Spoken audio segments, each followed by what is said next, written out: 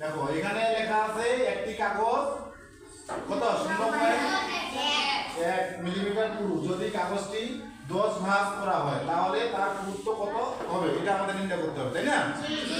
আমরা এই যে এখানে লেখা আছে একটি কাগজ ধরে আছে না, একটি পাতা একটি কাগজ, এই যে কাগজ, এই কাগজের পুরুত্ব কত 0.1। তাহলে এইরকম যদি 10টা কাগজ ভাঁজ করা হয় মানে 10 ভাঁজ করা হয় তাহলে তখন কি হবে, পুরুত্ব বাড়বে না? তাই না, বাড়বে না? 10 ভাঁজ এভাবে করে কাগজ 10টা কাগজের সমান পুরুত্ব কত হবে, বেড়ে যাচ্ছে না? হ্যাঁ, এইভাবে করে কিন্তু কাগজের পুরুত্বটা বেড়ে যাচ্ছে। তাহলে এখানে একটি কাগজ থেকে 10 ভাঁজ করা যদি হয় তাহলে এটা আমাদের পুরুত্ব তখন কত হবে এটা নির্ণয় করতে হবে। যেমন একটি কাগজের পুরুত্ব, একটি কাগজের পুরুত্ব কত 0.1 কত 0.1 মিলি। মিলি মিলি মানে কি, মিলি মিটার, মিলি মিটার, আচ্ছা মিলিমিটার।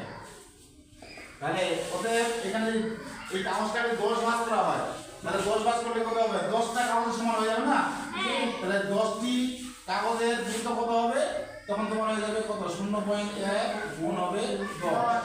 এটা যদি আমরা গুণ করি তাহলে গুণফলটা কত হবে, গুণফলটা কত হবে দেখো আমরা শিখছি এর আগে যে দশমিকের গুণ কিভাবে করতে হয়। দশমিকের গুণ হচ্ছে দশমিক ছাড়াই আমরা গুণ করব, তার মানে দশমিক যদি না থাকে তাহলে কত 1 আর গুণ 10 দিয়ে করা 10 কে কত হয় 10। এখন দেখো এই দশমিকের পরে অঙ্ক কয়টা আছে, একটা আছে। তাহলে এখন ডান দিক থেকে এক ঘর আগে দশমিক বসাইতে হবে, তাহলে কত হয়ে গেল এটা 1। তাহলে এটা হবে 1 মিলিমিটার। তাহলে উত্তরটা কত হবে 1 মিলিমিটার। কে বুঝো নাই 1 মিলিমিটার, 1 মিলিমিটার। তাহলে একটা কাগজটা আমরা যদি 10 ভাঁজ করি তাহলে কত মিলিমিটার হবে, 1 মিলিমিটার হবে। সবাই বুঝতে পারছো? সবাই তুলে নাও, ধন্যবাদ।